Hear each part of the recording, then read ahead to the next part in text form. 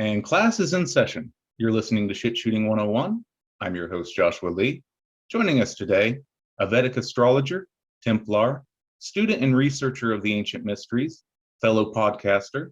His website is whitelotusoflight.com. His YouTube channel is White Lotus of Light. He is Mr. Mystery, the keeper of secrets, the key holder of the Stargate, the gardener of the White Lotus, here to scatter puzzle pieces, shed twinkles of light, prime the mind, and tempt curiosity with ambrosia of hidden knowledge. It's Ian Ferguson. Ian, welcome to the show.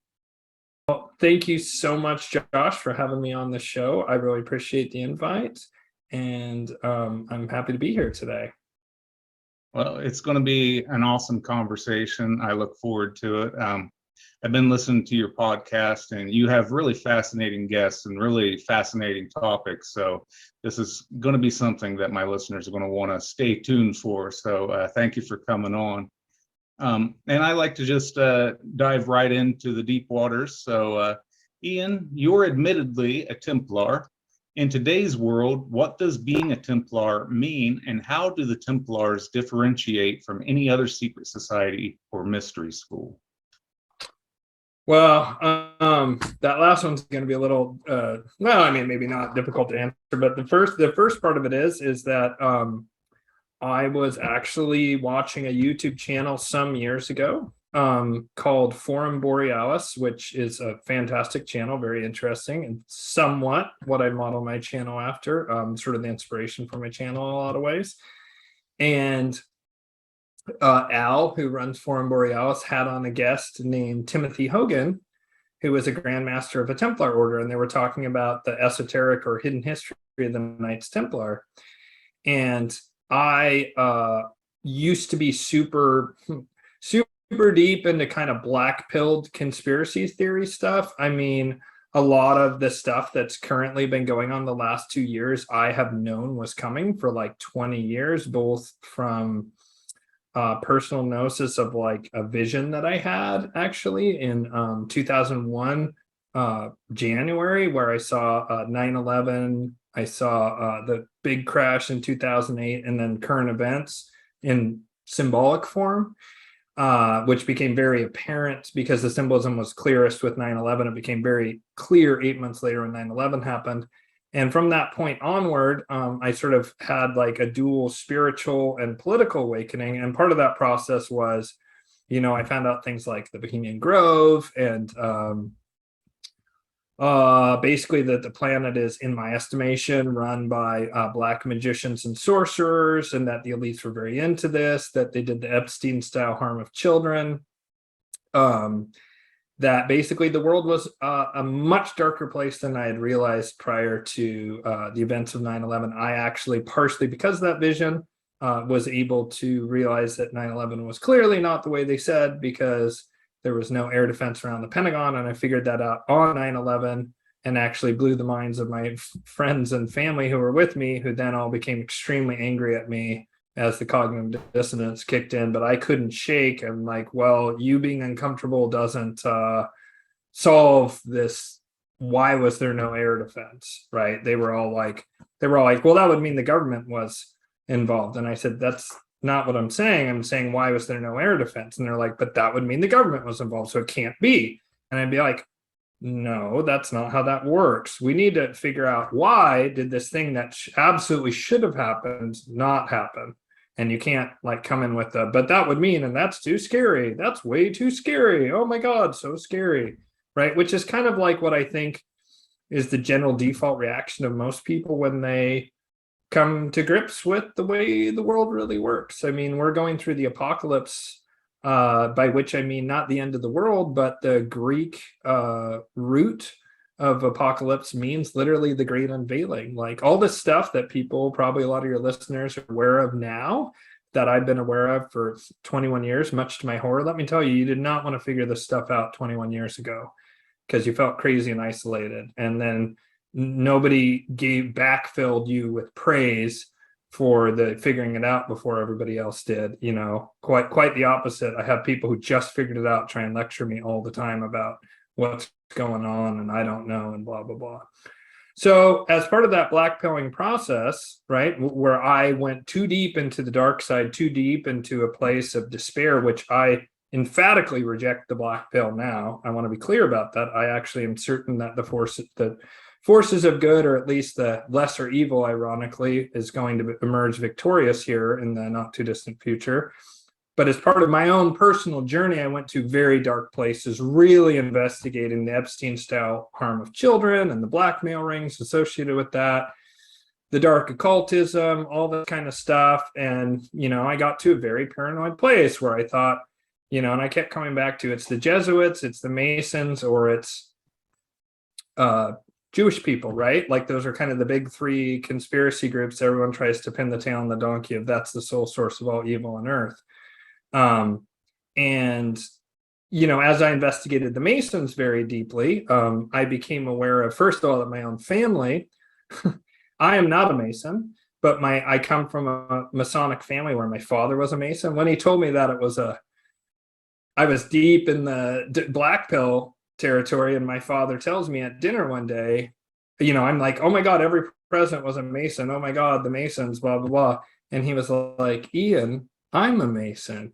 And I was like, no, it's not possible. You can't be my father, Darth Vader. You know what I mean? It was really a Darth Vader Luke moment for me. Literally, my entire world crumbled. And I actually had a memory as a child of unlocking his Chinese puzzle box he had and finding his Mason ring in it and not understanding that I remembered in that moment.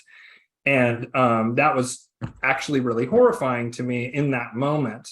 But it also did then make me go, well, my dad's got his faults, but he's not pure evil, and I don't see my dad being involved in some shadowy cabal that rules the planet, blah, blah, blah. And then my grandfather, when he was on his deathbed, started telling me about my great-grandfather, who was a 32nd degree Freemason back when that meant something, right? And that he was able to, he was a professor at Oregon State University, which is funny because now I live in the Corvallis area here in Oregon, near where my great-grandfather taught as a professor, which is just, it's strange for me because I went to University of Oregon as a duck and there's big rivalry between two. But anyways, he was able to write in 2 different languages at the same time, which I thought my grandfather was making that up. And then I learned that during the Renaissance, proto-Masonic groups, or better put, Templar legacy groups, would train the members of, people like Michelangelo and Da Vinci to do exactly that, to write in 2 different languages at the same time, to get their left and right hemispheres of their brain kind of in sync, and to train their brain to open up like greater abilities and so forth. And I discovered that later after my grandfather had told me that. And so realizing that my family was so Masonic made me reevaluate this stance I originally had of all Masons were evil, right? The stance that I have currently, and I'm coming to your question about Templarism, but I kind of want to explain the journey because it was not a straight line. It wasn't just like, oh, great, I'll be a Templar. Sure, no further evaluation needed. It was a very lengthy process. My current opinion of the Masons, and I can speak freely because I'm not a Mason, something people should understand is Masons are forbidden, and there's actually good reason for this, in addition to it can be used for nasty purposes. Masons are forbidden from talking negatively publicly about other Masons, unless those Masons have been found through Masonic internal like court systems to be guilty, and then they get blackballed. Then you can talk freely about them and talk about their crimes. The most famous example being the P2 Lodge in Italy, which was involved with a lot of like proto-fascist stuff in the 50s and 60s and into the 70s, and the Operation Gladio and stuff like that. And a lot of just very nasty clandestine proto-fascist or outright fascist stuff that was happening in Italy in the 50s through maybe even, it might have been lasted into the 80s for quite a while. And they had very high-ranking members of Italian society. And so my current opinion of Masons is that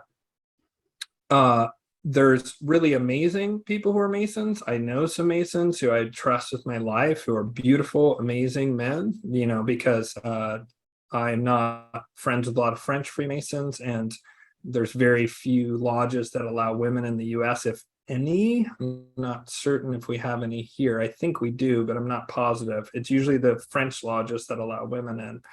And so therefore, I know a lot of Masons, and they're great people. And I mean, they just are. Like, I don't have any doubt in my mind. These people are not harming children. These people are not doing black magic. No, no, no, no, no. But I also do know Masons who are completely unethical. They're completely cutthroat. They are disloyal to their family. They do really nasty things. They're in it for power and connections, and they're doing it for all the wrong reasons. And both those exist in parallel. And I see Masonry as almost like a college for people who want to get into secret societies. And the Masons who show merit and show a lack of ethics will get pulled into the darker mystery schools, the left-hand path mystery schools.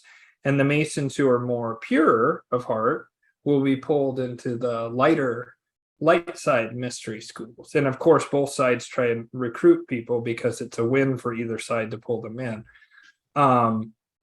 And then those mystery schools go deeper and deeper and deeper until you reach like ultra left-hand path, ultra right-hand path. And for your viewers who don't know, left-hand path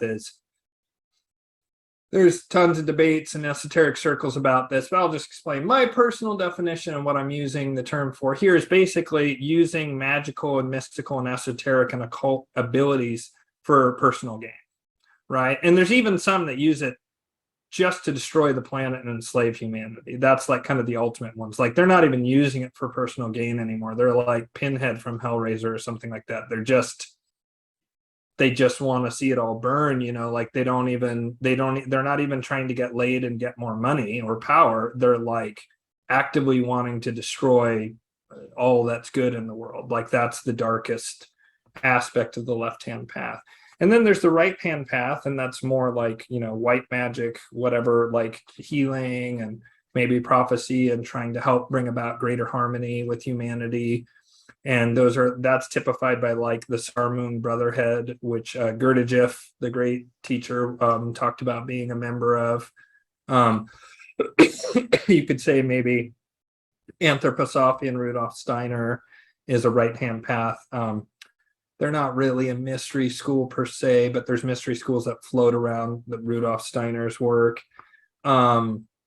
The right-hand path stuff's really well hidden because they've been terribly persecuted for 6,000 years during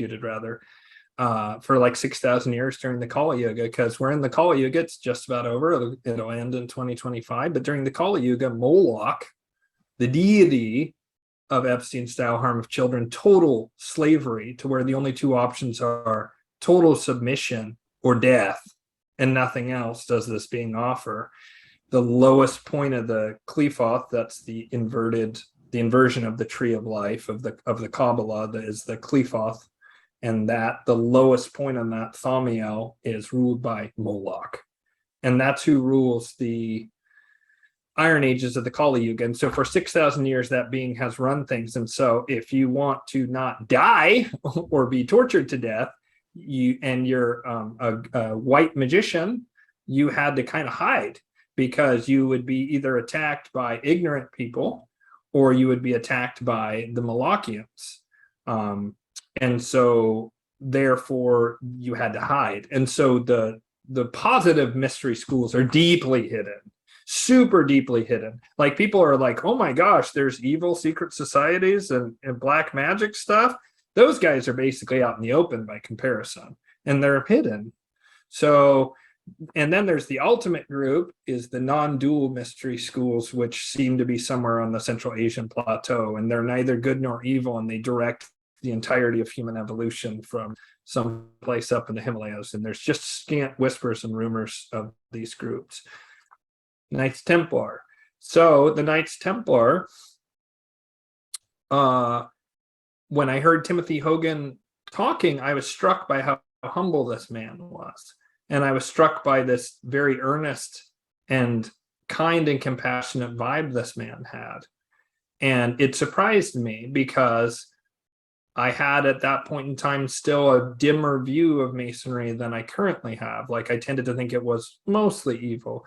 And it may be that the majority of it is corrupted. There's definitely good people, especially at the lower levels, at the highest levels of power. The higher you get towards power, the more likelihood someone is corrupted. That's true in politics, business, everywhere. And Masonry is no different. But I was struck by how kind this man was, or I don't know, he had like a kind energy to him, and he had a book that he said he had written for people who were interested. And I went and read the book, and I just read the book, and I was like, oh my God, like I feel really called.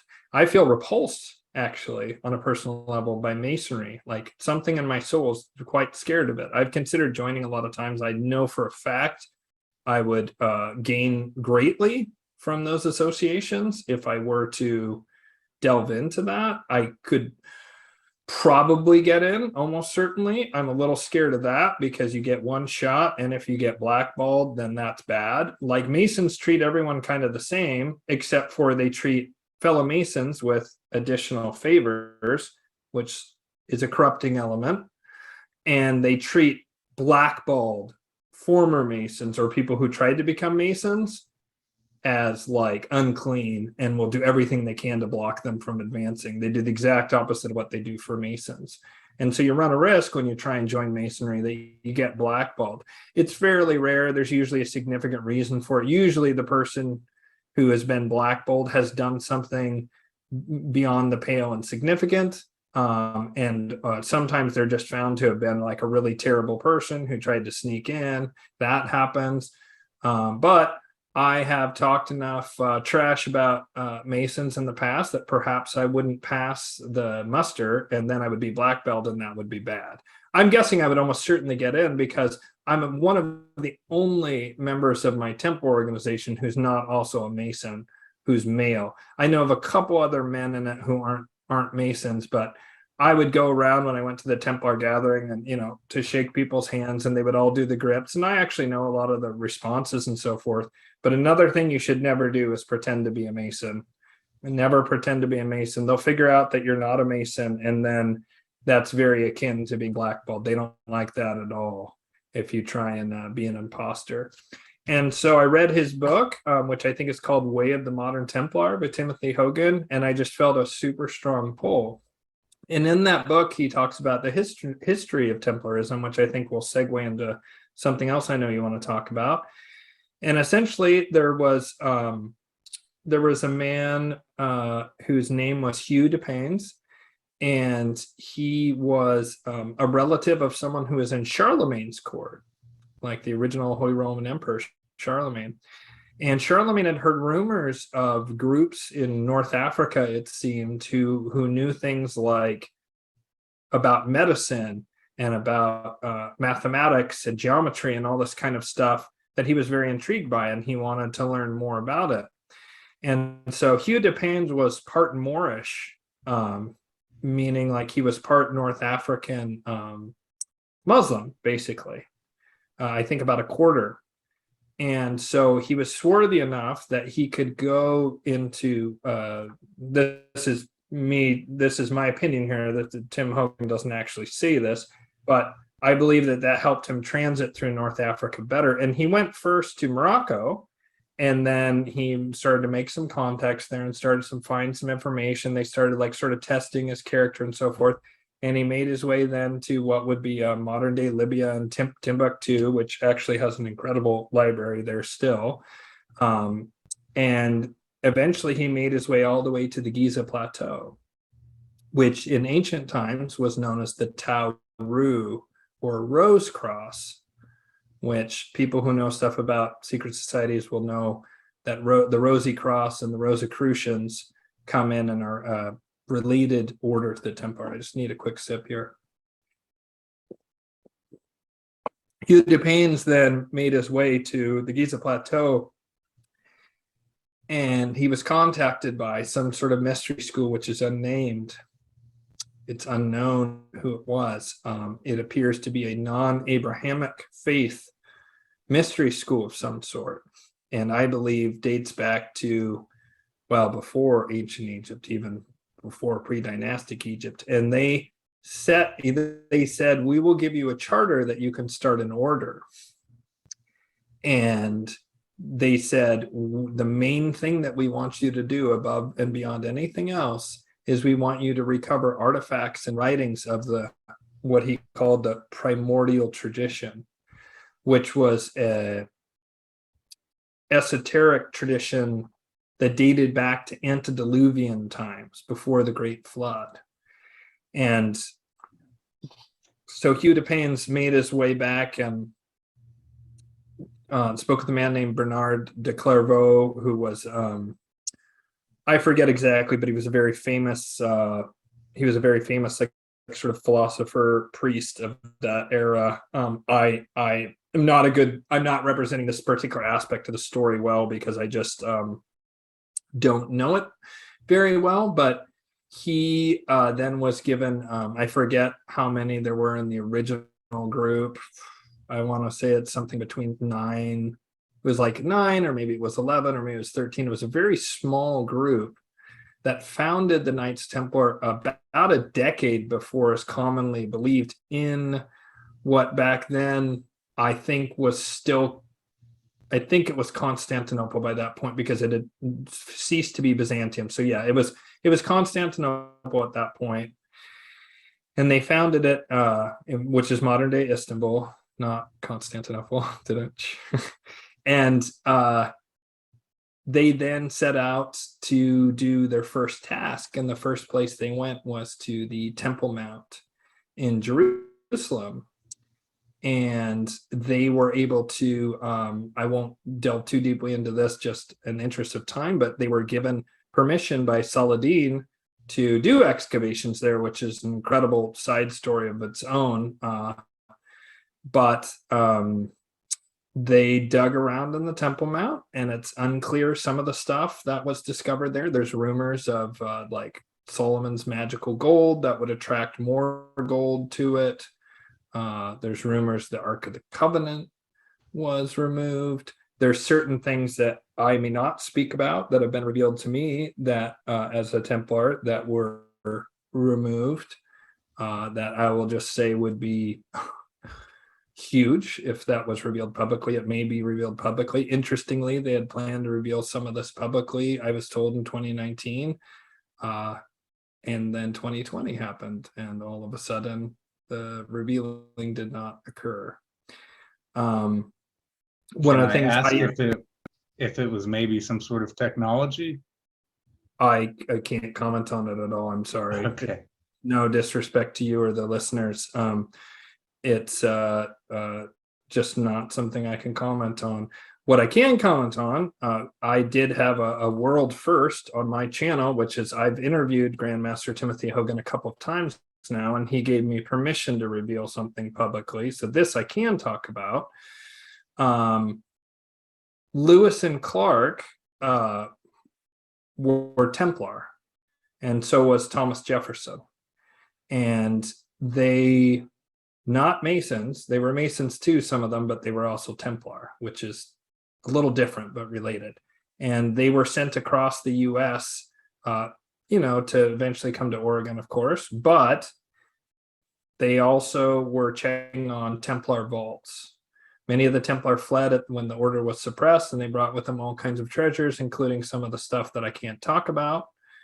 And they checked the integrity of those vaults, and those vaults were going to be opened in 2020, I was told. And then the events of 2020 happened, and so they decided to not open those vaults, apparently. The contents of the vaults, I can't really say. I'll just say they're treasures, both historical and of a monetary sort. So they dug around, circling back to my earlier point, they dug around in there. And one thing that also I can talk about, because it has also been revealed publicly, and this is super contentious, and people say, oh, I don't care. This is what my order says, and it has a ring of truth to me. The Zohar was found in a number of, and they knew it was there, they were looking for it, but one of the great Kabbalistic texts, the Zohar, was retrieved from sealed clay jars buried in the Temple Mount, and it was brought then to the Iberian Peninsula, And a rabbi there translated it. He did not write it. He didn't write it. No. He translated a much, much, much, much, much vastly more ancient text. And that's how that text is able to refer to 7 continents, which means the original authors of this text knew about Antarctica, among other things. And it's a vast text. And all the Templar asked for was translations in a few different languages that the Templars spoke. But so that was part of the primordial tradition that they were looking for. And really, to sum up, the primordial tradition is stuff that's been filtered down from Atlantis. And when Solon told Plato, that Atlantis had sank beneath the waves around approximately 9600 BC, he was telling the truth. And Plato makes it very clear in his writings. He says quite clearly that it's real. And everyone's like, oh, rah, rah, rah, rah, rah, rah, rah. These goddamn dead materialist, atheists, narrow-minded morons constantly are like desperate to say, no, no, no. And they always try and say something that's just utterly false, which is that civilization progresses in a straight line. It's always forever moving and in motion towards some utopian progressive blah, blah, blah. Okay, so why are the oldest buildings in Egypt the most technologically impressive? Why are the oldest buildings among the Maya or Chichen Itza the most technologically proficient? Why do so many groups say that they came to megalithic structures that were already existent and that they didn't build? From the Inca to the Aztecs admitted this to the Spaniards. The Maya don't say that. The pre-dynastic Egyptians, this one, they've done a pretty good job of covering up, but they too were clearly squatting on a much more ancient site. Baalbek in Lebanon is clearly much more ancient than the Roman sites that are there, vastly more ancient. And the Romans built on top of that. And this is common practice. Almost all the cathedrals in Europe are built upon ancient pagan sites. And so all those ancient megalithic sites are much, much older than is commonly believed, much, much older. And there's even proof of this that's basically ironclad in the case of the Sphinx, and they still haven't fixed it. When I was a kid, the sides of the Sphinx were very, very, very weathered. And a man went there and he took pictures of the Sphinx because he was a geologist and he noticed something that blew his mind. And he took pictures of the sides of the Sphinx and he took it back to his friends and he said, gosh, what does this look like, fellow geologists? And they said, well, that looks like really severe water damage with some much more recent wind damage. And then he would pull the tape off to reveal it was the Sphinx, and they'd go, oh, no, it can't be that. People's cognitive dissonance is like the most mind-boggling thing in the world to me, because I do experience it sometimes, but I don't understand people who are like, become terrified when something is like paradigm shifting. I become excited personally. If anything, I err on the side of getting too excited by a paradigm shifting revelation. I just do not understand people who freak out by it. But then I'm not deeply entrenched in academia or circles of power to where my credentials and power and money would be threatened by a new revelation, which is definitely the case in archaeology. So eventually this guy had told so many people that the Egyptian government went and in the 80s and 90s very famously fixed and filled in all the water damage on the side of the Sphinx. But they forgot to do it on the enclosure around the Sphinx, which still has the severe water damage, which now is incredibly well documented. And the amount of damage that's there points to that the Sphinx is about 13,000 years old. That's the only way there could be that water damage, is they have to go back in time to where there was a climate that had enough rainfall in order to cause that level of erosion from water. And in order to go that far back in time, it ends up being about 13,000 years. And that is basically not too long before when Plato says that Atlantis sank beneath the waves, according to Solon. And it also sounds like it wasn't an all at once thing. It was over a period of maybe 1,000 years within a final climactic collapse. And so that's what the Templar are dedicated to preserving, is the spiritual tradition, actually, of ancient Atlantis. And there's certain artifacts and writings and so forth that are associated with it. And so what do the Templar do in the modern day? Like my order, what does my order do? It's about perfecting your character. And it's about first working through like your shadow and your psychological limitations. And I haven't joined like the inner order. I haven't gone super far and deep into it. But everything I've seen thus far is just like making people better. It's just about making people better. I mean, there's some people that maybe I don't get along with in my order or feel, that I wouldn't maybe want to spend time with them, but there's also just absolutely incredible people in my order that I would trust with my life and that I think are paragons of humanity and are among the best, men and women I know. So do you ever worry that maybe that initial beauty and acceptance that you're given is maybe some sort of marketing scheme, like they do in Occult, where everything is honky-dory in the beginning, and then that's when you're initiated into something much darker? Do you ever fear that, perhaps? Sure. I'm aware of all that stuff. Like people all the time go, "Oh no, you don't know what you're talking about," as though I am not aware of like all the rumors and stuff. Like you get to the 32nd degree and you got to spit on a cross and denounce Jesus in order to ascend to the 33rd degree, and you got to do whatever kind of like thing. And then if they find that you're not willing to do that, then they won't let you in on like the real dark things. And yeah, there's definitely truth to some of that stuff. Like in certain groups that there are. It is that outer facade, and then the inner thing is like maybe something whatever. I haven't seen any evidence thus far of anything bad, other than, like I say, there's one or two people that I'm not a big fan of, but then there's other people who are just absolutely amazing people. And in particular, I've spent a lot of time talking to Tim Hogan, and all indications are that he's a wonderful man. And I looked into him very exhaustively, and I read all the stuff. I read everything negative that I could find about him before joining. I have a son. I take it very seriously. I've never wanted to be involved in any kind of thing that could endanger me or my child or my integrity.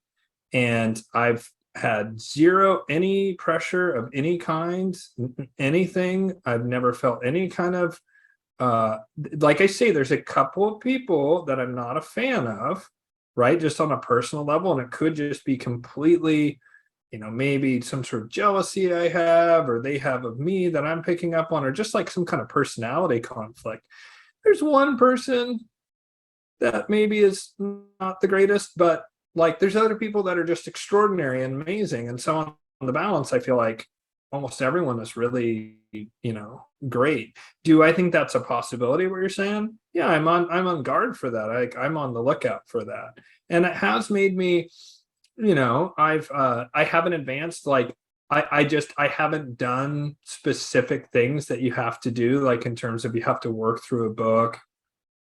It's a very thick book that you're given, and you have to work through that. But everything I've read in is amazing. Everything I've read in is very uplifting, very empowering, and returning the power to me. There's no feeling of groupthink stuff. There's no feeling of, oh, you have to, listen to authority. Anything like that. It's all been like personal development stuff on an internal level. I am not a member of like, there is like the inner order. I could be if I did the work. I simply haven't done the work because like there's been other things in my life that have sort of taken priority. I'm a single father. That takes up a lot of my time. I've built up my business. I have my show. It's just very time intensive, and you really have to, it's not simple. I mean, it is maybe simple, but it's not necessarily easy. Like there's challenges involved.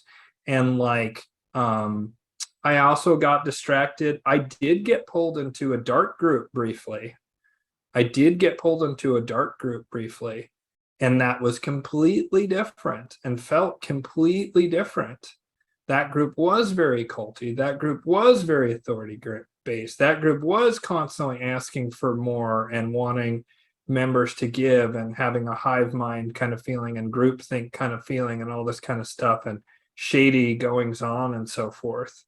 And so I can't say, with 100% certainty that there's not any kind of anything negative going on, but thus far in my experience, I haven't experienced anything shady other than there's one person I really, really don't like for personal reasons that I think lacks character, that is in my order, but my order has hundreds of people in it. You know what I mean? So it's like one particular person that I happen to know has some serious character defects. Don't throw out the baby with the bathwater, because almost everybody else is somewhere between totally reasonable to amazing. So I mean, is it possible that there's a hidden secret whatever? Sure, you run that risk in any group, any corporation, anything you join, that's a possibility. Yeah, that's how I see it. The throwing the baby out with the bathwater, which people in the conspiracy community are so apt to do so often. And there's sensationalism that goes on, and there's people who just want to become popular by exposing people as Freemasons and this and that. And I mean, when you look around at all the different lodges, all the different secret society groups, there's just countless different ones. You can't possibly think that everybody in every single lodge is evil. Then our whole society would collapse if everybody was on the dark side. It just can't possibly exist that way. So I totally get what you're saying there. But I'd like to get back to the Sphinx before we lead away from it. Sure. Yeah, because there seems like there's something going on more inside of the Sphinx that we're never told about by mainstream historians. And I was wondering if you had opinion on that, what's going on in the interior as well as what's going on below the Sphinx. Okay, so there's a lot to that. So there's photos of the Sphinx from back in the 20s, where it was mostly still buried in the sand, and it very clearly has a hole in the top of the Sphinx's head. There's possibly a couple of other entrances. There was information that's pretty suppressed now, but you can still find documents. I actually talk about this exact subject with Timothy Hogan in one of my interviews with him. And there is a initiation hall. The Sphinx is hollow, and there's an initiation hall as you go in through the head, and then you walk down through the body towards the rump of the Sphinx. There's a big long hall that has statues and pillars and so forth. And then there's an additional staircase down and a passageway that then takes you into the Great Pyramid. There's apparently miles and miles and miles and miles of tunnels underneath the Giza Plateau, miles of tunnels, and they've existed for forever.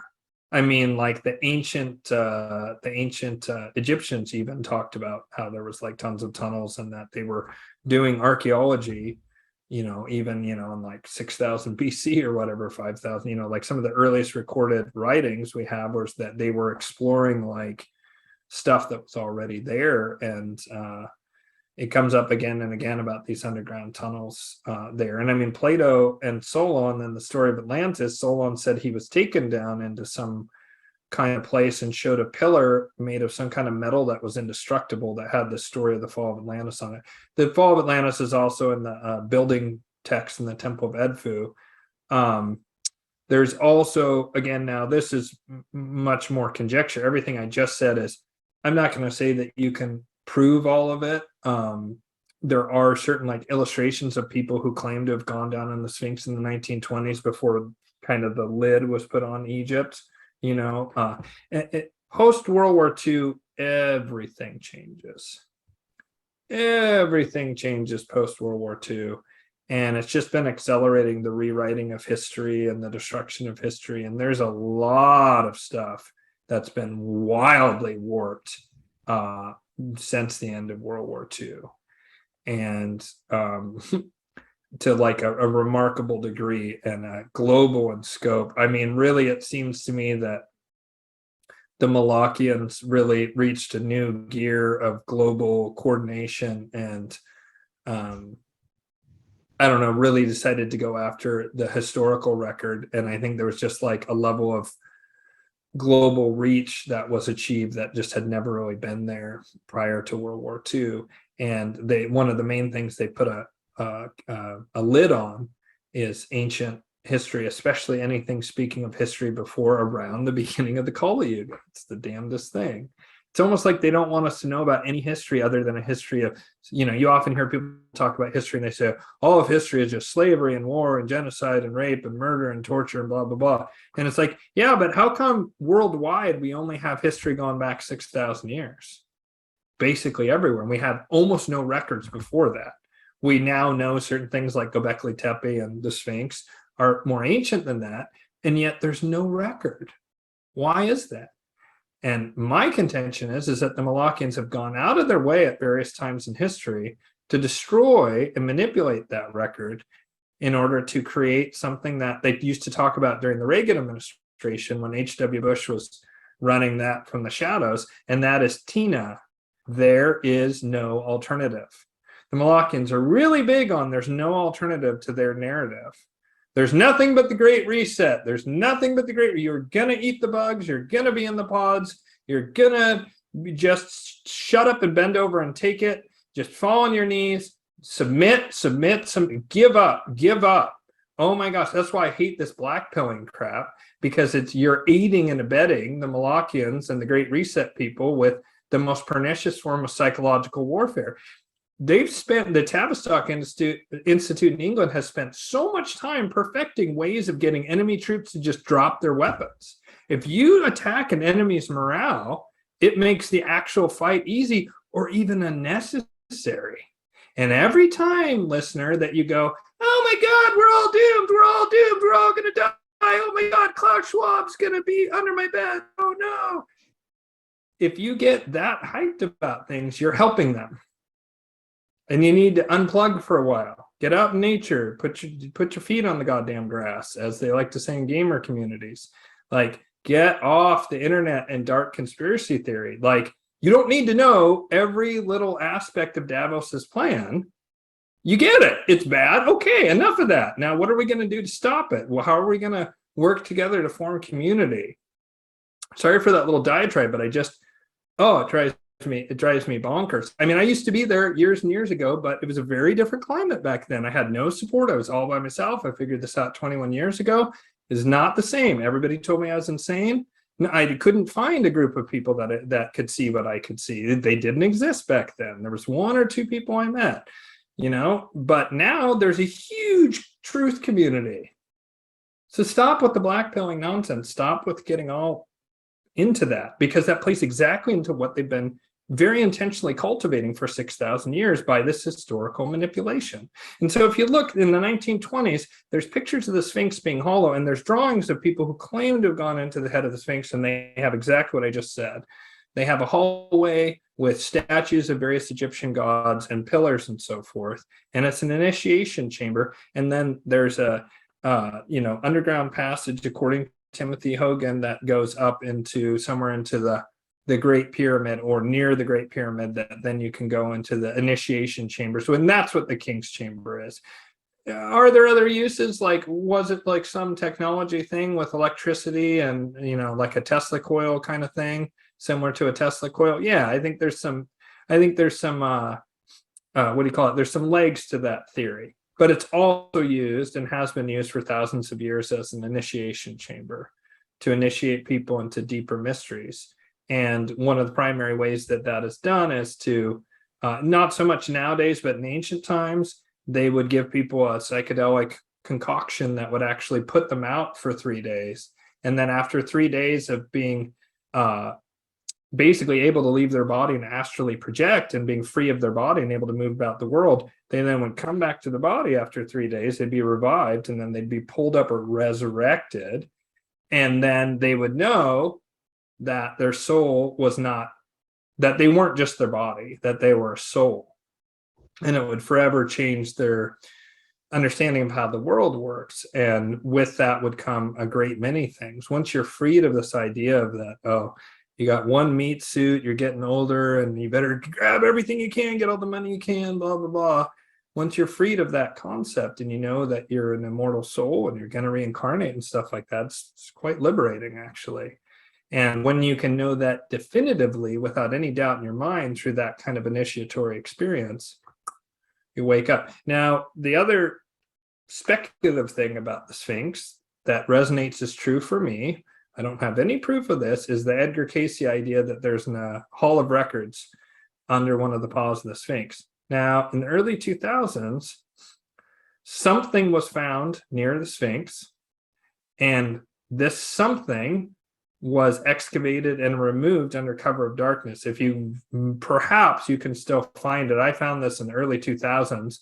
It may or may not have been memory hold since then, but there used to be videos of people who were working in the middle of the night near the Sphinx, and they were doing some kind of excavation or whatever. Now, my understanding is these kinds of halls of records are, they're not something you can move. They might have just been like blocking access to it. That's the most likely thing that was going on there, or removing some artifacts that were able to be removed. The hall of records itself and those records, something about it is like way beyond anything we have now, and there's no way that that could be moved or destroyed or altered in any way. But they seem to have found something there long ago. They also did some kind of, I forget what that stuff's called. It's not LiDAR, but it was something where they would do like an explosion, and then they would see, because of the way like the rock moved, whether there were hollow cavities or not. And there's like a hollow cavity exactly where Edgar Cayce said there would be one. And so that's speculative, and I want to be clear about that. Whereas the hollowness of the Sphinx is, I mean, I haven't been there, so I guess I don't know, but I feel very confident saying that there's enough historical information and then high-level insider information that says that it's a hollow and an initiation chamber with additional tunnels coming out of it, that I feel comfortable and confident saying that, I'm 95% plus percent sure that that's true. The Edgar Cayce thing, I believe, is true, that there's an Atlantean Hall of Records there, but I don't have any proof of that. I don't have anyone who's given me like direct firsthand accounts of that. Yeah, they talk about the pyramids as if some sort of soul machine. And I think that's quite possibly what it is. As you spoke of astral projection, what if these things facilitate in a much more amplified manner astral projection, and into the point that, we think of space exploration as with a spaceship, but what if you can do it disembodied, and you can actually travel dimensions that way? I mean, people who have DMT experiences, they see extraterrestrials and lizard people. What if we, on the other end, are going out and exploring the depths of outer space through these kinds of like soul machines that take us and throw our souls at warp speed out into the ether, or what have you? I think that that's a very valid and very likely thing. Freddie Silva, who I hope to have on my show at some point. I actually know someone who knows him, but I think my channel's just not big enough yet to get. I've actually had him on my program before. Freddie Silva? Yeah. How? Well, I'll talk to you off air. And okay, well, that's cool. Yeah, well, I agree completely with his research and theories that these sacred sites do impact human consciousness in a very significant way. Well, good job, dude. Like, nice get. Like, now I'm gonna have to listen to that episode. I'm gonna have to definitely listen to that episode. And like, hell of a get. I tried to get him a while back and got slapped down. So I don't know, maybe there was just like, it didn't get down the chain of communication, and my show is a lot bigger now than it was then. I only had like 200 or 300 subscribers, so maybe, I don't know. Sorry, that's a bit of a shocker for me, and also awesome. It's good for you, man. Great. But I agree with his belief that that this stuff impacts human consciousness in a very significant way. In particular, pyramids. There was a Russian researcher in the 70s who showed that pyramids absolutely impact consciousness in a very significant way, and even seem to impact time in some kind of way, to where like it allows like seeds to last longer, for example, and food doesn't putrefy as fast, and certain strange anomalous things like that. But it requires a very specific shape of pyramid, and slightly different pyramids have different effects in terms of their shape. And the Great Pyramid is just it's insane. Like it has like the speed of light encoded in it. It has the circumference of the earth encoded in it. It has all manner of stuff encoded in the actual building itself, all manner of information that if you look into the mathematics of it, that information is there, which is absolutely wild. And then on top of that, it seems to have additional functions, both. And I don't think that these are mutually exclusive. Like, I don't think this idea that, for example, it augments human psychic ability, which makes perfect sense to me. There's definitely resonance in that chamber, in the king's chamber, and it's tuned to a certain frequency that I do know. A lot of these ancient sites are tuned to certain frequencies. There's one, the hypogeum or something like that, I think it's called, in it's that one. Malta. In Malta, there's an underground chamber that's attuned to a certain frequency that helps destroy cancer. There's all kinds of different things with these different sacred sites and frequencies and tones, to where like there'll be a certain resonance that occurs. Like if you chant at a certain frequency, then the chamber starts vibrating really intensely. And so there's a lot. I mean, I think one of the mistakes people are making is that everybody wants the silver bullet. Everyone wants that it just does one thing. It's just a refrigerator, or whatever, because that's the way we think.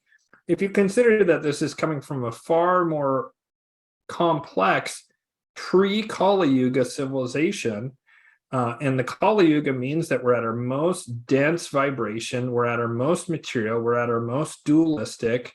We're kind of furthest from source, we're in our darkest, lowest vibration. We probably think of things by the virtue of the qualities of the Kali Yuga and the frequency of our mind during Kali Yuga as, well, this is a hammer and I pound nails with it. You know what I mean? And that's it. I think the ancients tended to think of things more in multifunction and, multiple birds with a single stone kind of thing. And so I don't think it's unreasonable to think that the pyramids might have been an initiation chamber, a psychic amplifier, a healing chamber, and maybe having a technological component of, there's so much stuff about electricity and piezoelectric charges and what would have happened when it had the limestone capstones around it, plus like there's certain things that say that there was like a golden capstone or some kind of capstone that's since been lost at the very tippy top. There's really wild theories, like Dr. Joseph Farrell, who's amazing, who he thinks that it was some kind of torsion weapon, actually, and like vast ancient antiquity, like hundreds of thousands or millions of years ago, and that it's that old and that it was able to cause major damage. He calls it the Giza Death Star. That's a pretty wild theory, but it's I'm open to these kinds of theories. The one theory I'm absolutely not open to, it was not a tomb, and Khafre didn't make it. Just shut up. Not you, but people who try, it's a tomb, they made it in 5. No, they didn't. Like, if you go and read the text more closely, it's pretty clear that Khafre was just like doing repair work on the Sphinx and the Great Pyramid. read it again and try and read an older history from 1920s or before, and it's very clear. If you read anything post World War II, just know that's propaganda of some sort, whether subtle or heavy-handed. And the further we've gotten in time since then, the worse the propaganda's gotten, and the more the historical record has been manipulated. So I'm not sure if I answered your question on there. No, it's all fascinating. So yeah, I totally dig it. I want to move on to because we haven't mentioned the fact that you are a Vedic astrologer, and so I want to move into that. When it comes to the events that have transpired since 2020, what have you noticed as far as astrological correlations? You know, I don't look a ton at electional astrology or mundane. Sometimes I'm even forgetting the correct term here. It's Mercury retrograde, and I feel like I'm cursed to talk about astrology during Mercury retrograde, but I haven't spent a ton of time actually looking at Vedic astrology, weirdly enough, in regards to the events that have happening. I've looked actually more interestingly enough at tropical zodiac, which I've been studying that even longer for like 25 years, whatever, something like that. 23, I guess. I mean, there's certain things like, Uranus is 0 degrees conjunct the US ascendant right now chart, along with the North Node, which means that there's like huge dramatic changes are underway, like out of left field stuff we haven't even seen yet. I mean, this literally just happened. Actually, probably today, I think, is when it went 0 degrees conjunct, because today's the equinox. But like we've had our Pluto return, our first Pluto return, because it takes so long for Pluto to get all the way back to its return. So Pluto was earlier this year, exactly conjunct, and I did a video on this, where it was at the moment of the signing of the Declaration of Independence. And so I think everyone senses that there's a big review that's currently happening of what the United States means. And there's very obviously a group that wants to shred any last vestiges of things like the Bill of Rights and the Constitution. And, so the position of Pluto now was the same as the signing of the Declaration of Independence. Is that what you're saying? Yeah, and so there's going to be some kind of death, and there's going to be some kind of rebirth. And the question that hangs in the air is, will it be a rebirth in the direction of the Malachian agenda, or will it be a rebirth in the direction of like a revivification or some form of return and rebirth that is similar to the foundational principles of the country? I mean, there's no going back. You have a 1950s looking background to you there. And a lot of people in the truth movement, especially people who, are in the truth movement and would have considered themselves right-wingers or whatever, since they were younger Republicans, stuff like that, seem to have a very strong desire to return to the 50s.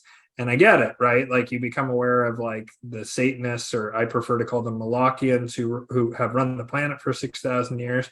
You reflexively want to retrench in, well, what do I know that's against it? Jesus and Southern Baptist and like my grandma's apple pie. And, I remember Grandpa telling me how he rolled out of bed to a 6-figure job with a freaking high school diploma, and streets were paved with gold, and, independently spinning diamond rims on his, Lincoln Continental, whatever, you know what I mean? Kind of stuff. It's gone, baby. It's gone. It's never coming back. Nothing like it's ever coming back. Like, part of the reason the 1950s were the way they were is because we had just won World War II. Europe was wiped the F out. They were gone, leveled, nothing left. They had nothing left. And during the entirety of that war, we forced all our allies to pay us only in gold. We only accepted gold for our equipment and so forth. The entirety of Europe was mauled. Russia was pretty mauled and not doing well. Plus, Russia was barely industrialized. Japan was literally nuked twice. They had nothing left. They had been firebombed and nuked into total submission. China had been carved up pretty badly by the Japanese. India was a backwater. Brazil was a backwater. We were the only game in town. We had a domestic oil supply. We had the world's reserve currency backed in gold. Like, that's never going to happen ever again. It's the most insane, over-the-top, absurd confluence of circumstances in all of human history for wealth and prosperity. It's gone, and it's never coming back. And those circumstances are never coming back. And I get that people want to return to that. And there's qualities we can bring from that era: hard work, integrity, right? Some degree of innocence, for God's sake. Like, look at the sweet looking children in the background behind you. They look like, they're being not indoctrinated into some nightmare cultural Marxist, dystopian hellscape, like is happening now. And believe me, I get the desire to rebuke all of that. But we can't go back. What we can do is take qualities of things that worked in the past, things that are valid in Western civilization and culture, and bring those forward. And we're going to have to evolve them to the challenges of this time. And so that's exactly what we're going through right now. We're going through a deep soul searching of what works, what doesn't work, what can we bring back? What do we maybe not want to bring back? I mean, there were some problems in the 50s. Like, racism gets thrown around all the time now, and it's meaningless and it's nonsense. And if you don't like Tolkien's, Rings of Power being a bunch of LGBTQ, Black Lives Matter propaganda fest, then you're racist. No, that's trash. But people were racist in the 50s. They were. And they lynched black people and killed them for no freaking reason. That was real. That happened. And that's bad, and we don't want that anymore. I personally don't want gay people to be beaten to death and killed. Some people have become, partially because of some stuff going on with trans and whatnot being shoved down people's throats, and drag queen story hour and stuff like that. People are starting to dislike gay people, along with all the rest of this, like, awful Davos transhumanist agenda that they're trying to slowly frog boil to get there by getting people to be confused about their gender, right? People are now there's beginning to be a backlash against even reasonable gay people who are like, oh no, consenting adults only, obviously, are starting to get a backlash. And I personally don't want to see a return to where gay people are being, dragged behind cars and killed.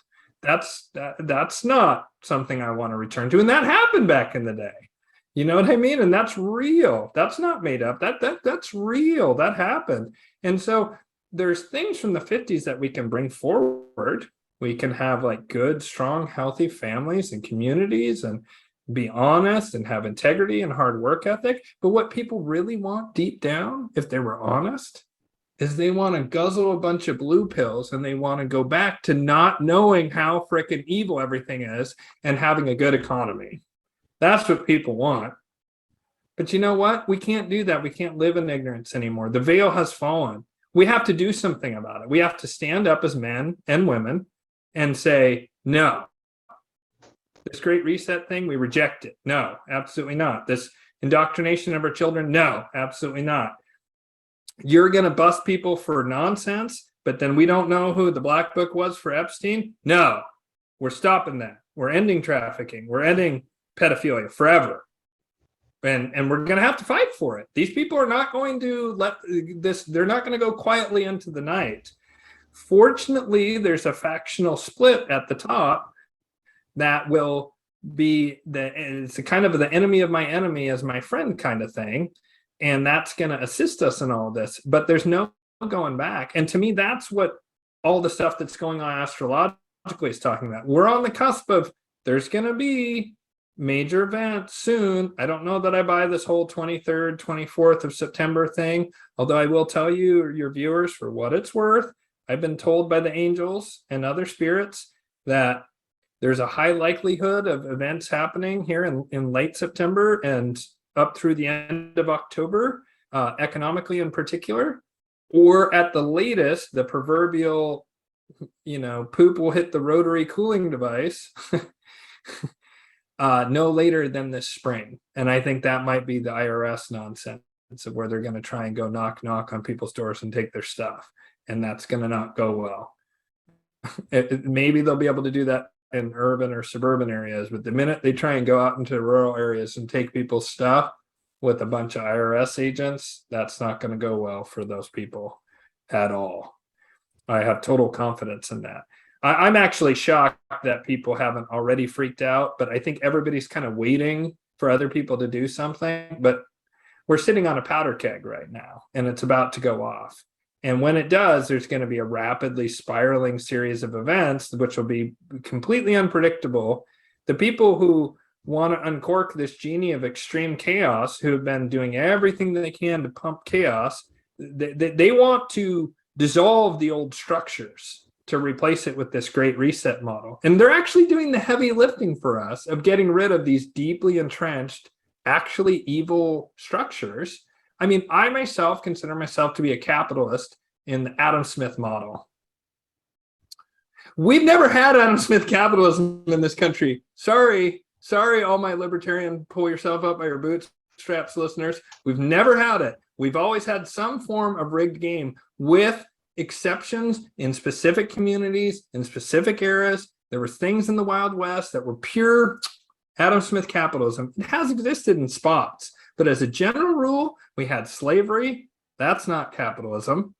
Up until 1865, we very rapidly had all sorts of nonsense during the Reconstruction era. And you'll notice history books barely talk about anything from 1865 to World War I, as though nothing happened. But if you look, there was an intense conflict over the control of the country and things like trying to entrench a central bank that would eventually like manifest as the Fed. They were trying to frickin' run that out, and there was like really intense economic warfare going on, gold and silver, bimetallic standard, on and on and on. There was never been some Adam Smith pure meritocracy where it was just completely built on someone's merit. With it, we all started with $0, or we all started with $100, and then the smart people got it all and they created more wealth. Yes, people created wealth and whatever, but we've never actually really had pure capitalism. And so like we can't just act like these things were a certain way when they just weren't. And so we're going to have to figure out like new ways forward. We're going to have to figure out ways to take these crumbling structures of global crony capitalism, which even that's not quite right, you know, whatever you want to call it.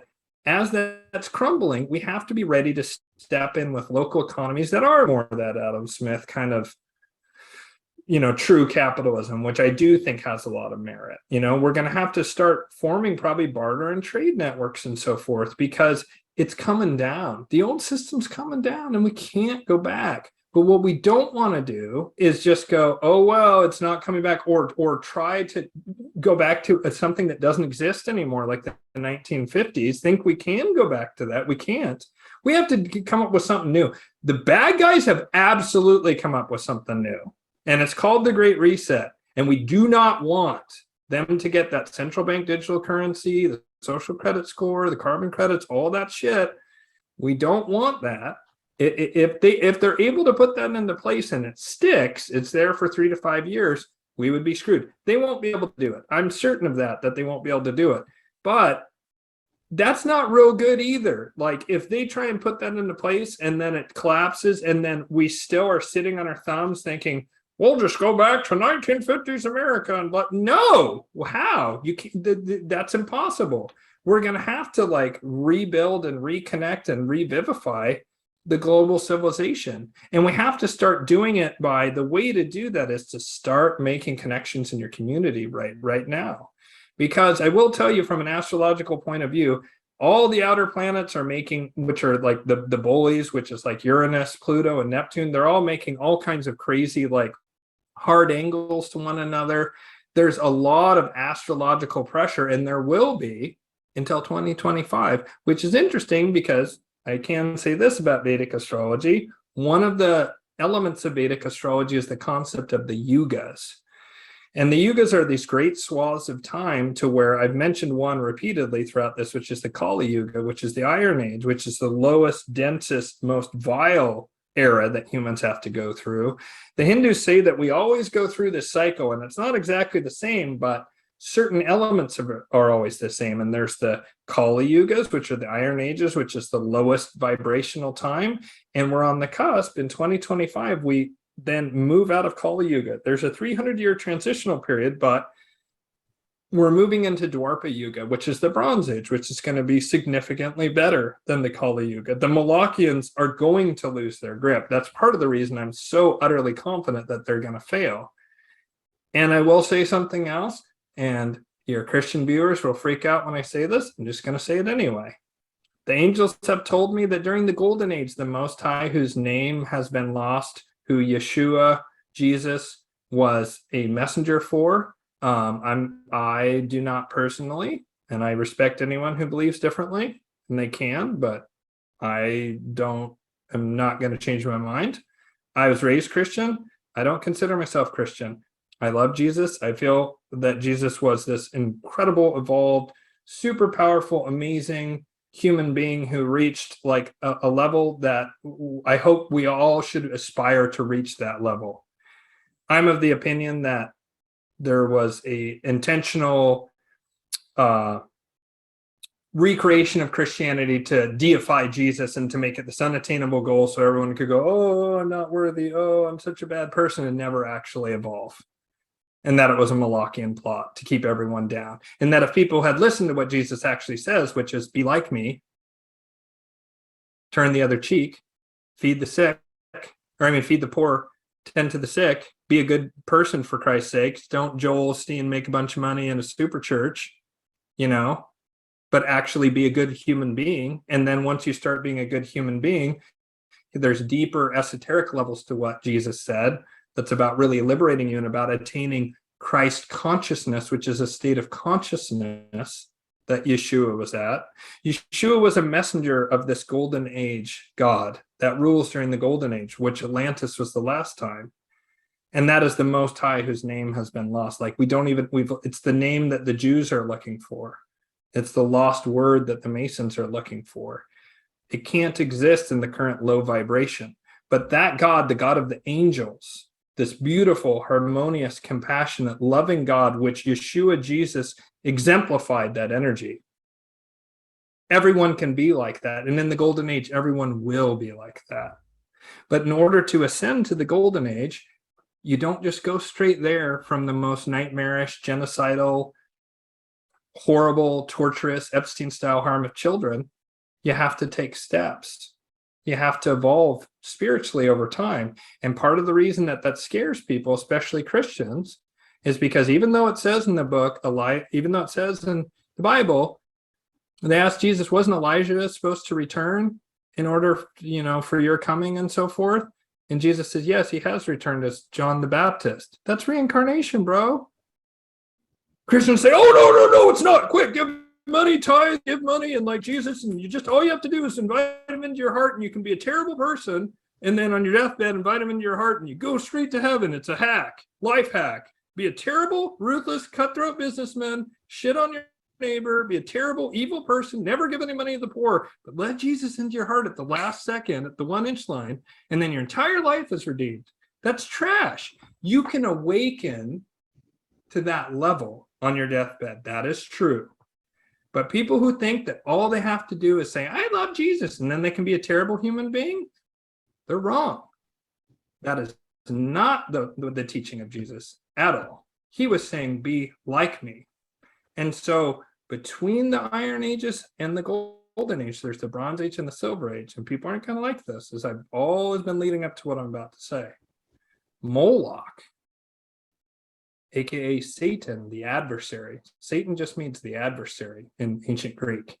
And that word was coined long after the word Moloch. The actual name is Haman Baal. This is the name of the god they worshipped in Tyre, where one of Solomon's wives came from. But the Jews referred to this deity as Moloch. And the sound of it and the energy of it feels right. That God that requires the harm of children rules the Iron Ages. In the Bronze and Silver Age, and the Christians aren't going to like this, Lucifer rules.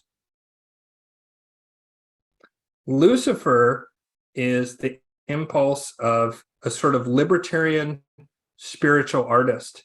That is, the Luciferian impulse can be seen in the Renaissance. That was the Luciferian impulse.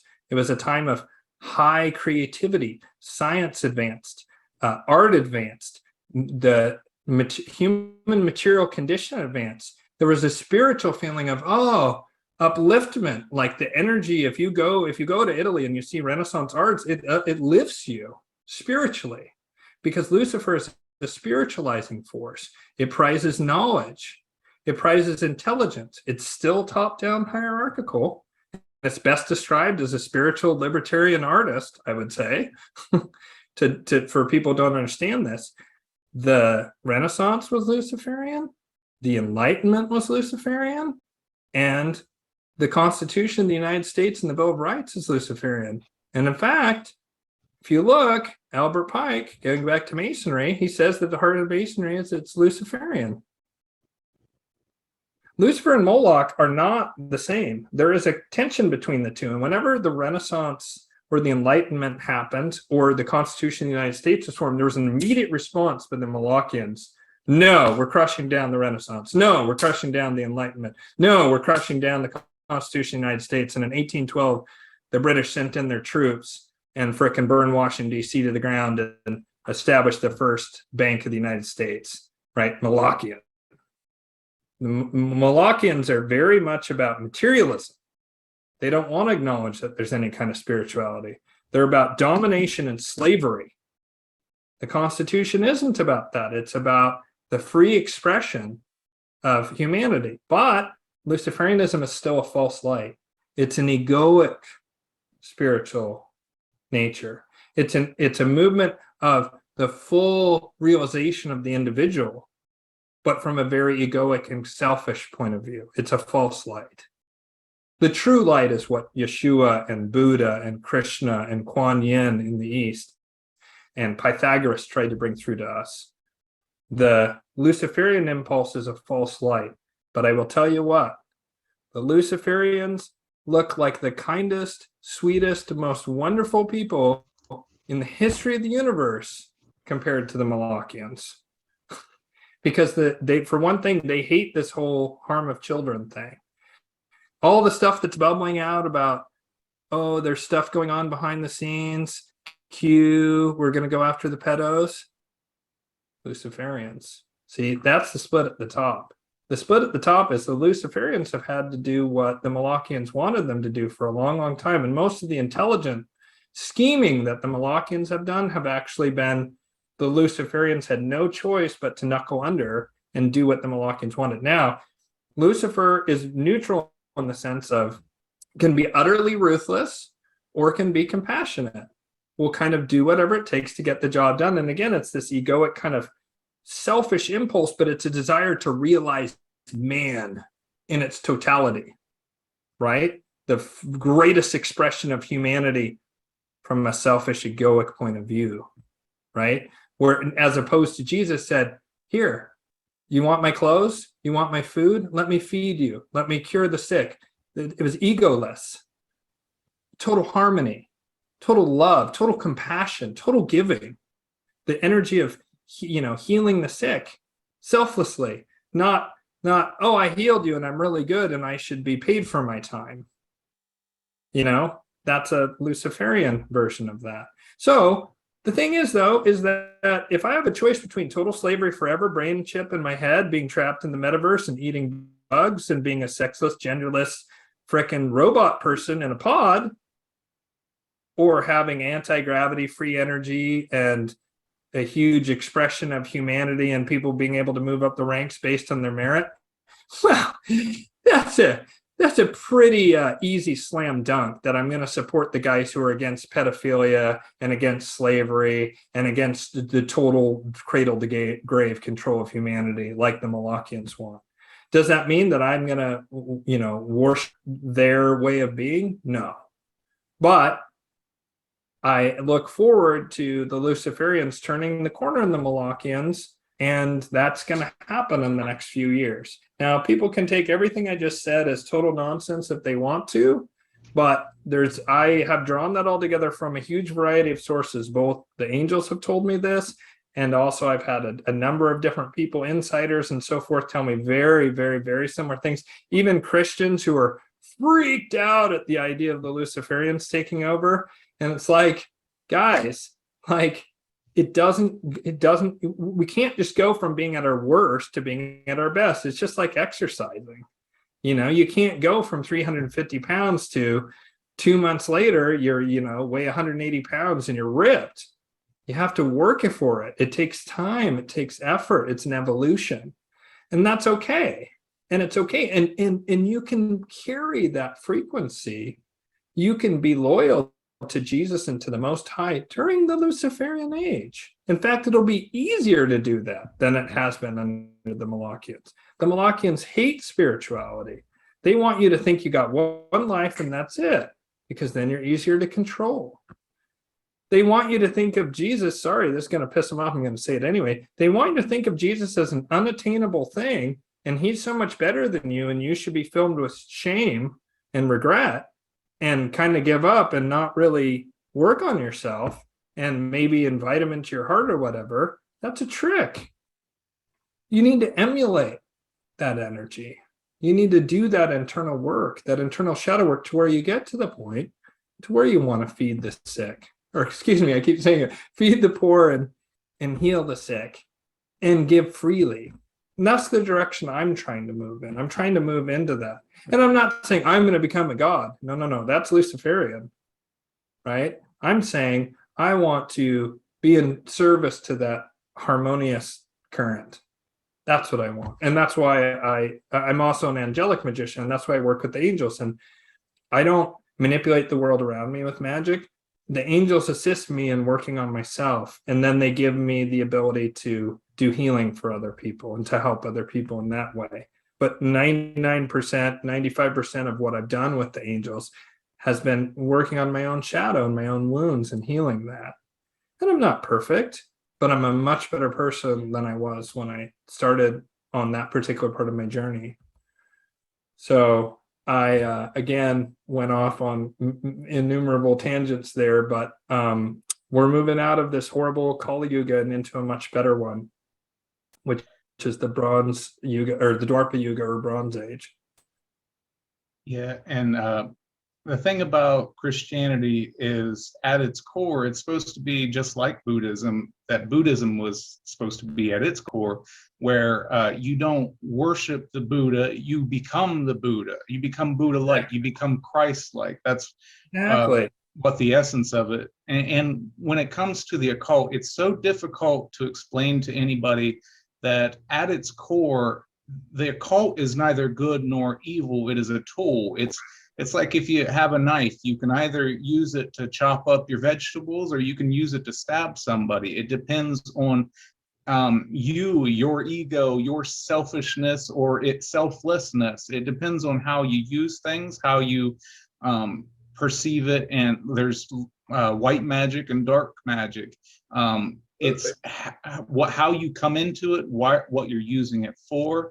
And I'm not saying that anybody should just jump into practicing magic, because I certainly do not, because, we are selfish creatures, and any bit of selfishness will turn it dark.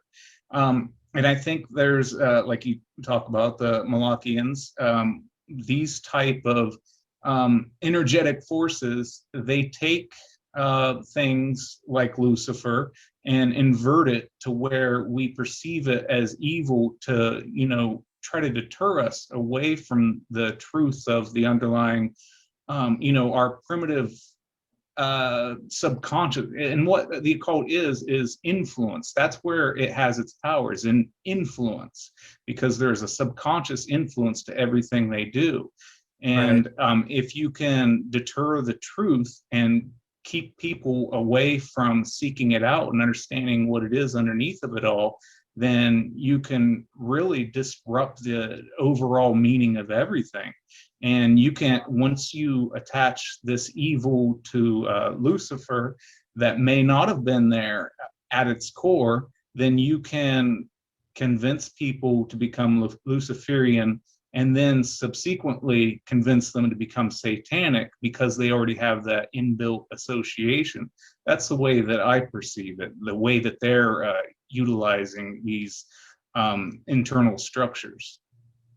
Yeah, that's interesting. And I would say, I mean, the occult just means hidden. That's all it means. The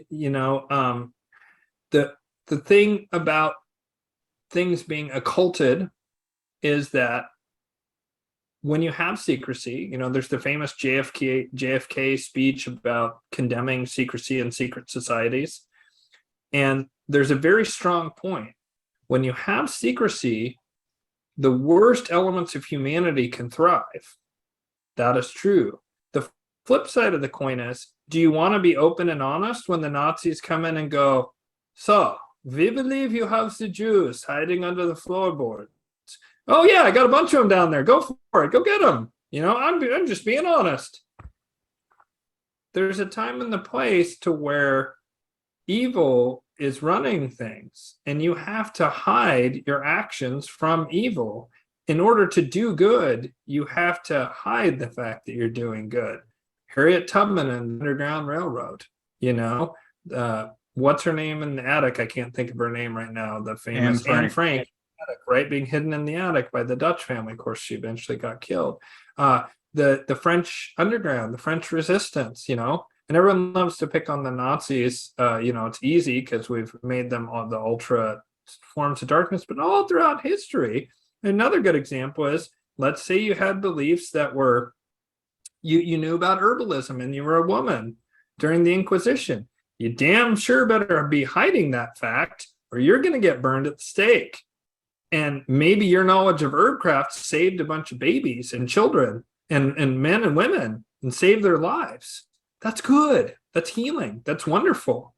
But if you were open about that under a malevolent force's domination, they'll kill you. Same thing with, people were trying to resist the communists all throughout the USSR, and they had to be underground. They had to be hidden.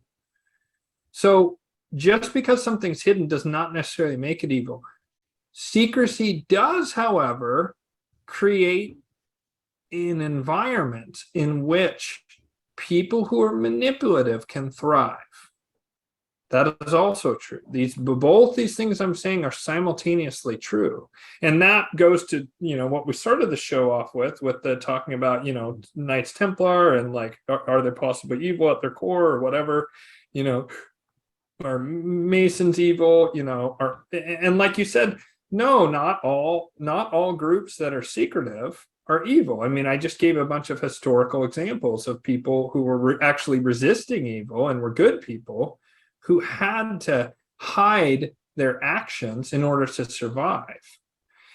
And the Templar had to hide their actions in order to survive. And it's very contentious, like the history of like the Templar, and especially near the end when the order got suppressed and so forth. And it's very contentious and it's very murky.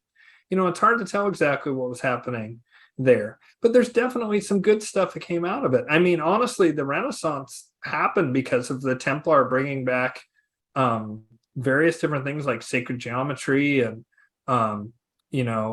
certain things about art and science from the Holy Land, because people forget, people want to say, oh, Muslims so evil because, a certain Mediterranean country has really pumped that into everyone's brain the past 21 years, that all Muslims are automatically evil, which is another just trash take to think that all Hindus are evil or all Jews are evil or all Christians are evil or whatever. And you see it all the time. If you're a Christian listening to this and you haven't already, turned it off because of things I've said, consider, do you not read stuff all the time about how all Christians are evil, or all white people are evil, all white men are evil, all white women are evil? Have you not heard this, people? Well, then don't turn around and say all Muslim people are evil, for Christ's sakes.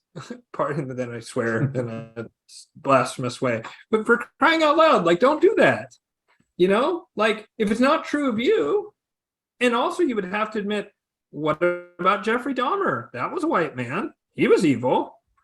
What about, I'm sure there's been people who are Christian who I think we would all agree were evil people. So clearly some of them are. So stop trying to just be simple and kindergarten level with things, and all Masons are evil, all Muslims are evil, all this kind of stuff. It's trash. And way back in 1000 AD, Islam was the torch of Western civilization. They were doing eye surgery in Baghdad around 800, 900 AD. And what were we doing? Us Europeans, we were throwing our poop out in the street every morning, literally. And we weren't bathing, and so with the Templar brought a lot of that information and a lot of that learning and knowledge to the West and seeded it, which then became the Renaissance and the Enlightenment and modernity, and why we're having this conversation at all now on Zoom. I would say, you can say it's a very direct link between the Templar bringing science and art and esoteric knowledge into Europe, and then that blossoming in Europe in the Renaissance, and then the Enlightenment, which led to the Age of Reason, and science advanced and so forth because of it. The Vatican was hyper-Malachian, still is, and they absolutely did everything they could to prevent the advancement of science and material conditions, because that threatened their power. It's just like in Imperial China, when the communists finally went into the Forbidden City, they found this room near where the emperor would receive their guests, and this room was filled with an ancient water clock. It was filled with a repeating crossbow, which I'm actually glad this puppy didn't get out, that was made in 200 BC. There was all manner of inventions in this room, and the emperor would have a guy, and the guy'd be like, I made this repeating crossbow and it's 200 BC, and the emperor would go, oh, wow. Yeah, so does anyone else know about this? Oh no, I invented it in secret. So none of your family or friends? Well, I have a couple of friends. So what are their names and their current locations? Yeah, let's just go ahead and grab you and all those people and kill you, and then we're putting that invention in the room. Smart, because it kept things very stable, and there was no advancement of the material condition of the people of China, which worked out great for the emperor. For the person who's on top, you want stability. You want things to remain the same. Unless you're crazy Klaus Schwab and Bill Gates and stuff, and you want to go all in on even greater control and power because you've completely lost your mind. But a wise despot seeks to keep things from changing. And that's what the Vatican was playing that role in Europe. And so if it wasn't for the Templar bringing this information from the Islamic world, we wouldn't be having this conversation right now. So, yeah, I mean, I forget what the original point was there, but I think that there's a decent tapestry there that hopefully is interesting. No, that was good. And I think that's actually a very good place to wrap it up at. I think a big overall message here is nuance. Recognize nuance. Quit with the left and right. Quit with the black and white. Sometimes you have to call her out of the lines. So do you have any plugs, products, promotions? How can my listeners find you? Sure. Yeah. So my YouTube channel is called White Lotus of Light. I also have whitelotusoflight.com, which is my main website, although I do need to update it and connect it more to my YouTube. As far as services that I offer, do check out my new YouTube channel and give that a like and subscribe like you've done if you haven't subscribed to Josh, subscribe to Josh, for crying out loud, and give this man a like and a share it with other people. But check out my channel if you like it, like and subscribe, that helps. As far as services, I do Vedic astrology, which I do natal charts, so that's the first 40 years of your life, and Vedic astrology is the astrology of ancient India, and it's much more focused on karmas. Rather than Western astrology likes to talk about personality, and Western astrology is much more free will oriented, and just because it's a Hindu culture is where Vedic astrology, like the milieu, comes out of. They were more interested. They were like, well, your personality is up to you, but what are God's plans for you in this lifetime? And so they wanted to know things like, when will you get married? When will you have kids? When will you die? Will you make a lot of money? Will you become famous? Especially with a rigid caste system, they wanted to know, do you have something in you that's so amazing that you're going to be able to move up in the caste system? Or God forbid, if you're a Brahmin, which were the top caste, like, is my child have something so messed up in them that they're going to sink from the Brahmin caste?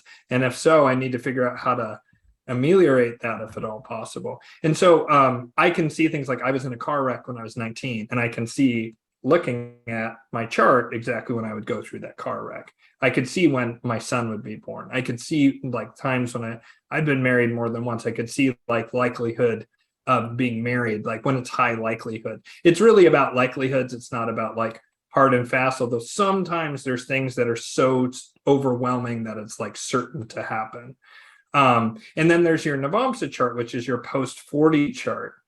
And so like for me, my under 40 life was radically different from my post 40 life. And I can really see that in my natal and Navamsa chart. Some people have it very similar and even, and some people are like the child star, like Macaulay Culkin or whatever, who really falls off. Like they have a bad Mahadasha or major planetary period in their late adulthood, pre 40, but before they hit 40, and then their post 40 chart is just trash. Whereas their pre 40 chart is amazing. Or you have George W. Bush. He had a terrible natal chart. It said he'd have a very powerful father, and his eldest sibling would be powerful, and he'd have some decent amount of money. But like there was just all kinds of like, it looked like trash, really. You would never guess that this person was going to become a president in the United States. But his Navamsa chart, post 40, is freaking insane. And when he turned 40, his dad helped him buy Arbusto oil, and then he bought the Texas Rangers, I think it was, or some baseball team down there. I think it was the Texas Rangers. And then he became governor of Texas. And then by the time he was like my age, 46, like within 6 years of switching of his chart, he was president of the United States. And sure, he had some help. Of course he did, right? They rigged the election, blah, blah, blah. But it also says in his chart, global leader that will have an impact on the entire planet and to change the course of history. That was the level of his chart. I mean, that's extremely rare to see that kind of chart at all. I mean, you like him or hate him, most likely hate him. George W. Bush is a major historical figure. He marks an absolute, like one of the most pivotal turning points probably since World War II. He was president during 9/11, right? Like until current events since 2020, it was like the biggest historical event easily since the end of World War II was 9/11. I mean, 9/11 blows the JFK thing out of the water in terms of singular historical event because of the watershed impact it had globally. And it really set the ball rolling for this whole Davos Great Reset thing. And indeed, that's part of what was behind that event, in my estimation. And so you can see that second half of life chart and see like maybe, it's very different for you. Another example is J.K. Rowling was like, going to whatever kind of out behind the dumpster to get food before they threw it away, and on the public dole on welfare in England. And then she hit 40, and by 43, she had written Harry Potter and the Philosopher's Stone, and then, or Sorcerer's Stone in America. And then, within a few years of that, she was a billionaire. And it's because her natal chart is like mediocre and her Navamsa chart is God tier. So if you're under 40 and you've had a rough go, or you just turned 40, hey, maybe your Navamsa chart's much better. I'm not saying it will be. A lot of people's are very similar, and so their life's fairly consistent. But you can get guidance, and right now is a really crazy time. And if you mentioned that you were, that you were listening to Josh's show and you heard me on here, I'll give you 10% off on any natal or Navamsa reading. I also do spiritual counseling for people who are interested in that. A lot of people get a lot of value from that. I teach people, I have to get a sense of them, but I'll teach them the intro level angelic magic. And if someone is shows me they have really good character and so forth, I'm starting to get ready to teach people the more advanced stuff. I work all the way up through the spheres. Now I work with the seraphim, which is the highest choir of the angels. There's the angels, archangels, principalities, virtues, powers, dominions, Ophanim, cherubim, and seraphim. And I've worked my way all the way throughout those 9 choirs and all the way up to the first sphere. And the highest choir, the first sphere, is the seraphim, and that's who I'm now working with. And so I can teach people the beginning intro level stuff, and then if they show that they have the right character and talent and interest, I can teach them the more advanced stuff. Perhaps I have to get like the okay from the angels on that. And let's see, I feel like I'm forgetting something significant. I probably am forgetting something, but those are the major things I do. And so that's all whitelotusoflight.com. You can find it, and then check out my YouTube channel, White Lotus of Light. And I talk almost as much as I talked on this podcast. Not really, but I do talk too much when I have guests on. I've heard that a lot. So but I don't know. I feel like I have a lot to say that's hopefully helpful to people. Yeah, it's all very cool stuff. This has been very enlightening and thought-provoking, as I knew it would be. So I truly appreciate you coming on, and I encourage my listeners to go check out your material. And yeah, I hope the best for you on your podcast and the work that you do. Oh, you too, brother. And like, I saw your interview with Brandy Ann, who's a friend of mine. I mean, I haven't met her in real life, but we've been friends on Facebook for quite a while, and she's amazing. And I'm going to go and check out that Freddie Silva interview for sure. And we'll have to talk about that offline. Yeah, I wish you the best as well, brother. You're doing good work. Everything I've seen of yours has been great. And I didn't realize that you were so broad. I thought you were more like politics focused, because the particular podcasts I had caught were very politics focused. They were excellent, actually. Brandy Ann's, the whole thing was great. But yeah, I like your show, and I'm going to definitely dig into it more now. So thank you so much for having me on. I really appreciate it. All right. Thank you, brother. You take care. Yep, you too. What is mythology? Mythos simply means story, while logos means speech. So quite literally, mythology is nothing more than the passing of tales through verbal communication. From the mouth to the ears, our entire ancient construct was developed and maintained. There in story were the religions and sciences. There was the history and the mysteries revealed. Yet somewhere along the way, the mouths hushed and turned to secrecy, while simultaneously the ears closed and truth became muted. If only the mythos and the logos can join together again. If only the mouths may give word to the unspoken. If only the ears may open and caress the light of language, fertilizing the gardens of mind with its seeds of open thought. We cannot see what we have not sought. We cannot be what we have not brought. We cannot embrace what we have not tasted, tested, and tolerated with the grace of a listening psyche. We cannot hear what is not said, nor may we discuss what is not heard. Mythology is our telephone line to our past, present, and future. Love, peace, happiness. Signing off. Deuces.